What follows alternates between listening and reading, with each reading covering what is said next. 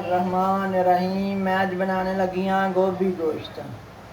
गोभी, प्याज, मिर्चा, सब्ज़ मिर्चा, गोश्त की घ्यो, हल्दी, अदरक लहसुन का पेस्ट। और मैं लगी हाँ चूल्हा बालना।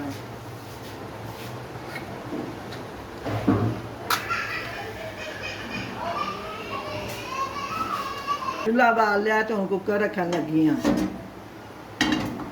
कुकर रख लिया है तो हूँ विच गोश्त पाउण लगी हाँ।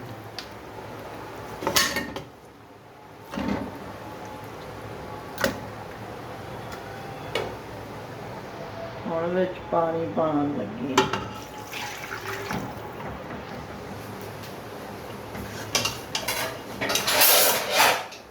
ਇਹਨੂੰ ਹੁਣ 15 ਮਿੰਟਾਂ ਵਾਸਤੇ ਬੰਦ ਕਰਾਂਗੀ।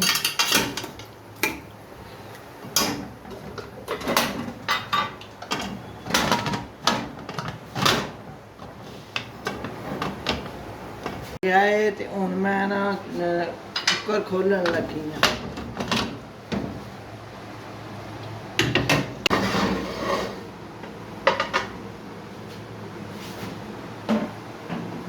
गोश्त काट लिया तो हूँ मैं लगी हाँ घ्यो पावन। बिस्मिल्लाह।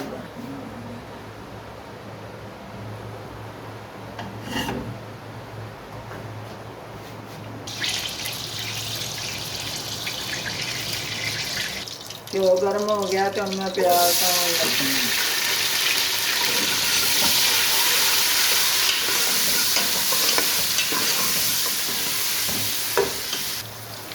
अदरक लहसुन का पेस्ट पावन लगी।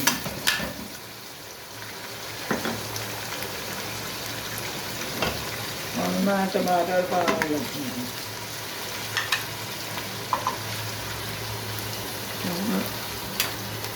सब्ज़ मिर्चा पावन लगी।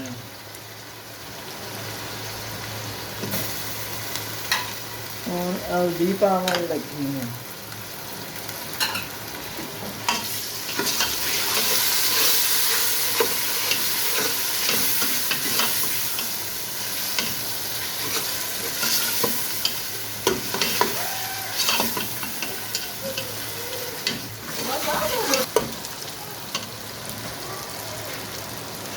मैं लगी हाँ मिर्चा पावन।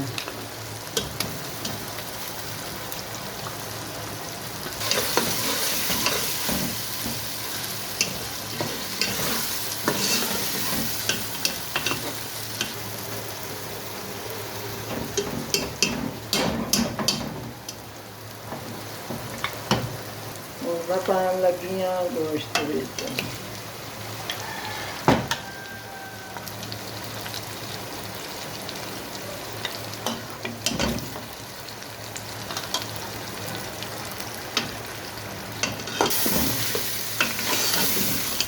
गोश्त भुज गया तो हूँ मैं लगी हाँ गोभी पाउण।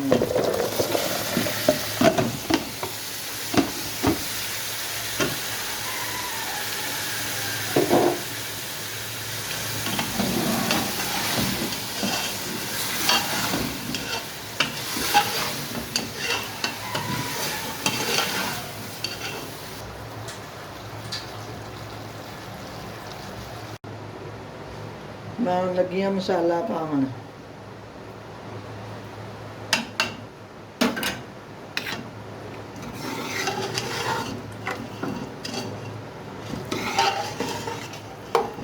फाइनल डिश मैं फाइनल डिश करन लगी हाँ।